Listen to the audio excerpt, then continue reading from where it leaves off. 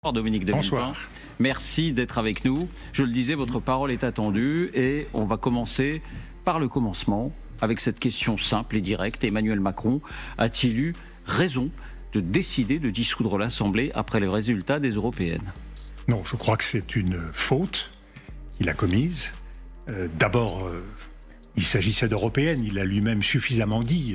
Transformer le résultat des européennes en un enjeu national, c'était une décision, je crois, qui était totalement déplacée, d'autant plus que nous sommes dans un contexte européen et international gravissime. Nous sommes dans un contexte dangereux. On le voit bien, la situation en Ukraine, la situation au Proche-Orient, la situation dans d'autres régions du monde justifie que l'on se donne toutes les chances pour pouvoir aborder ces enjeux difficiles. Et manifestement, la volonté de précipiter les choses en très peu de temps ne permet pas de...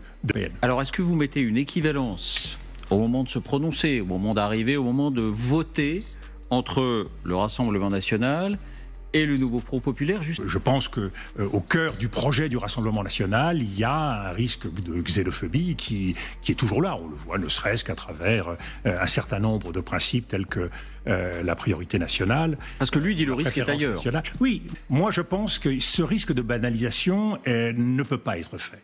Je pense que le risque pour la France, et là je parle à travers le regard qui est porté sur nous par la communauté internationale, en Europe et à travers le monde, le risque de discrédit, le risque de tension avec d'autres pays européens et certains de nos grands alliés, je pense en particulier avec l'Allemagne.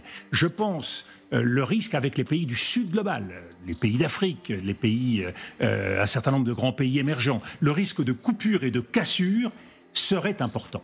Donc je pense que c'est un risque, personnellement, qu'il ne faut pas prendre. Ce qui ne veut pas dire qu'il ne faille pas être d'une très grande vigilance sur l'antisémitisme, sur le racisme, à l'égard de tous ceux qui sont susceptibles de prendre ce risque-là, d'autres formations bien sûr. C'est une exigence qui doit être partagée par tous.